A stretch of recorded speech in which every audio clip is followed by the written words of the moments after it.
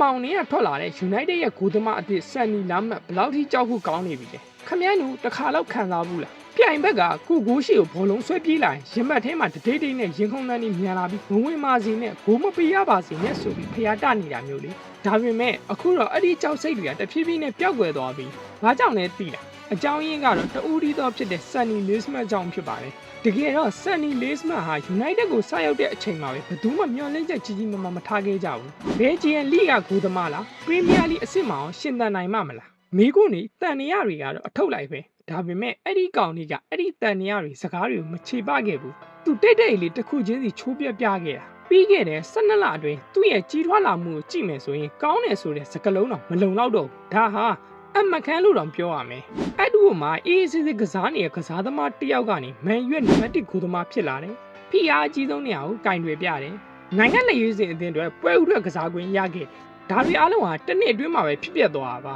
United ဟာအပြောင်းရှိဈေးကွက်တွေမှာအမားတွေအများကြီးလောက်ခဲ့တဲ့ကလပ်ပါအထူးသဖြင့်ဂိုးသမားနေရာမှာပေါ့တစ်ချိန်ကဒီဂိုးသမားကတော့ဂိမ်းကိုပြောင်းလဲပေးနိုင်မဲ့သူလို့မျှော်လင့်ခဲ့သမျှတကယ်တမ်းကျတော့ပရိသတ်ကိုစိုးရင်စိတ်တွေပဲပေးခဲ့တဲ့သူဖြစ်ကုန်ဒါပေမဲ့ဆန်နီရောက်လာတဲ့အခါမှာအရာအလုံးကပြောင်းလဲသွားတယ်နောက်တန်းကပို့ပြီးတော့ယုံကြည်မှုရှိလာတယ်ပရိသတ်တွေကစိတ်အေးလာတယ်နောက်ကနေတိဆောက်တဲ့ကစားပုံကပို့ပြီးတော့တည်ငြိမ်လာတယ်ဂိုးသမားတယောက်ကအသင်းတစ်သင်းလုံးရဲ့ယုံကြည်မှုကိုဘယ်လောက်ထိပြောင်းလဲပြနိုင်လဲဆိုတာကိုဒီကောင်လေးကသက်သေပြလိုက်တာပဲသူ့ရဲ့စွမ်းဆောင်ရည်ကကလပ်မာတွေရက်မနေပါဘူးဘယ်ဂျီရဲ့နိုင်ငံလက်ရွေးစင်အသင်းမှာပါသူ့ရဲ့အခန်းကဏ္ဍကြီးမားလာပြီလက်ချင်းစတိတ်နဲ့ပွဲမှာပွဲဥထွက်ပြီးတော့ USA နဲ့ပွဲမှာအံ့ဩစရာကာကွယ်မှုတွေယုံကြည်မှုရှိတဲ့နေရာယူမှုတွေဥဆောင်မှုတွေအဲ့ဒီ performance တစ်ခုတည်းနဲ့တင်လူတွေကသူ့ကိုကမ္ဘာအဆင့်ဂိုးသမားနဲ့တော့နှိုင်းယှဉ်လာကြပြီတချို့ကသူ့ရဲ့ကာကွယ်ပုံအမျိုးအစားကိုရှမိုက်ကယ်အမျိုးအစားလို့ပြောကြတယ်တချို့ကလည်းဘယ်ဂျီယန်ကန်နဝင်လင်းချန်ဂိုးသမားနဲ့နှိုင်းယှဉ်လာကြတယ်ဒါပေမဲ့အရေးကြီးတာနှိုင်းယှဉ်မှုမဟုတ်ပါဘူးသူဟာသူ့ကိုယ်သူကြော်ဖြတ်ပြီးအဆင့်တစ်ခုကိုတက်လန်းနေတာပဲဆန်နီရဲ့အကြီးမားဆုံးအားသာချက်ကတည်ငြိမ်မှုပါထိတ်လန့်မှုမဖြစ်ဘူးတုတ်ပြန်မှုလွန်ကဲနေတာမလုပ်ဘူးဖိအားတွေကိုကွန်ထရိုးလုပ်နိုင်တယ်ဂိုးသမားတယောက်တည်းအဲ့ဒီအချက်ကအရေးချင်းတက်ပိုအရေးကြီးပါတယ်သူ့အသင်းပေါ်တွေတောင်ပြောတယ်သူဂိုးရှိမှရှိနေတသင်းလုံးကစိတ်ရေးရရဲ့တဲ့တစ်နှစ်ပဲကြာသေးတယ်အဝေါ်ကကစားသမားလေးဘယ်သူမှမသိရဲ့ပါရမီရှင်တန်နီယာတွေဂျာကနေအခုတော့မန်ယူရဲ့နံပါတ်1နိုင်ငံတကာအဆင့်မီဂိုးသမားကမ္ဘာဖလားကိုသွားမဲ့သူဒါကယူယူဇလန်မဟုတ်ဘူးဒါဟာတက်မွေးဝမ်းကြောင်းလုပ်ငန်းရဲ့ပေါက်ကွဲမှုတစ်ခုပဲ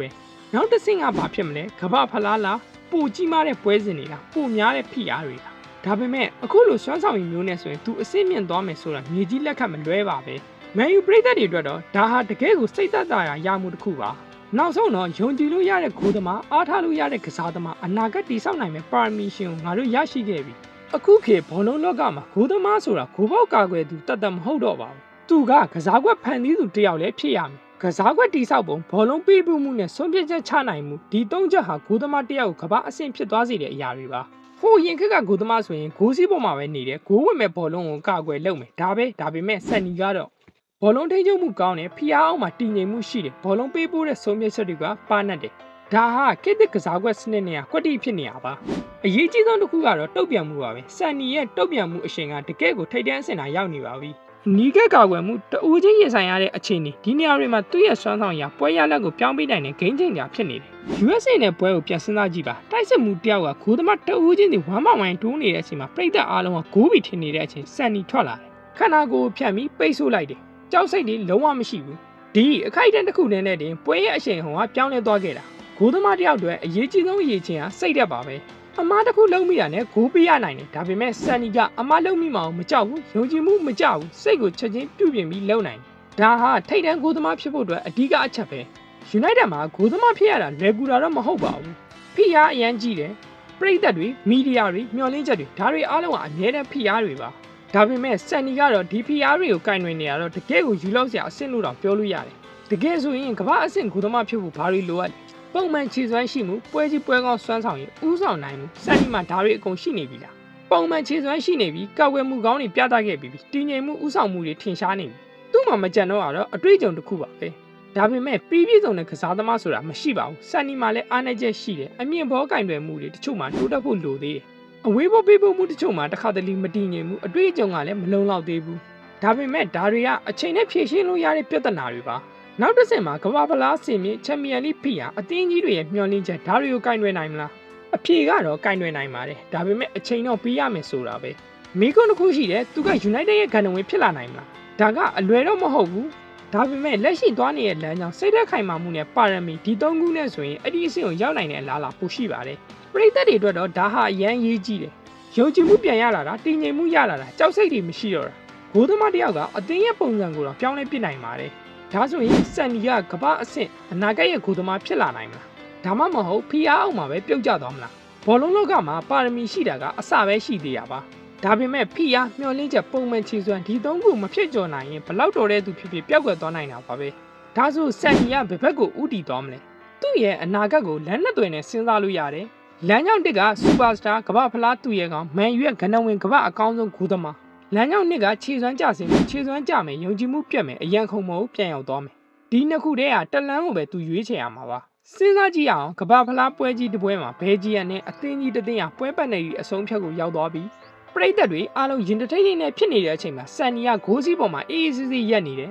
ကွင်းလုံးကျိုးအော်ဟစ်တန်တွေတိတ်ဆိတ်သွားတယ်ပြိုင်ဘက်ကကန်လိုက်ပြီးကောက်ဝယ်လိုက်ပြီးခိုက်တဲ့တစ်ခုတည်းနဲ့သူဟာသူရဲကောင်းဖြစ်သွားမယ်သူ့ရဲ့တမွေးဝမ်းကြောင်းအစ်စ်ကနေပြီးတော့ကမ္ဘာအဆင့်ကိုတက်လန်းသွားလိမ့်မယ်ဒါပေမဲ့ဘောလုံးလောကကတစ်ခါတလေမှရက်ဆက်တတ်တယ်ဗျာအမားတစ်ခါလုံမိမယ်ပွဲကြီးပွဲကောင်းမှာအမားတစ်ခုရှိမယ်ဒါပဲလုံလောက်သွားပြီပရိသတ်တွေဝေဖန်မယ်မီဒီယာတွေကဖိအားပေးမယ်ယုံကြည်မှုတွေကျသွားမယ်ဒါဟာဂိုးသမားတယောက်အတွက်အန္တရာယ်အကြီးဆုံးအခြေအနေပါပဲဒါဆိုမေးစရာရှိတာဘာဆုံးဖြတ်မှာလဲအရေးချင်းမဟုတ်ဘူးပါရမီမဟုတ်ဘူးစိတ်သက်ပဲဖြစ်ပါတယ်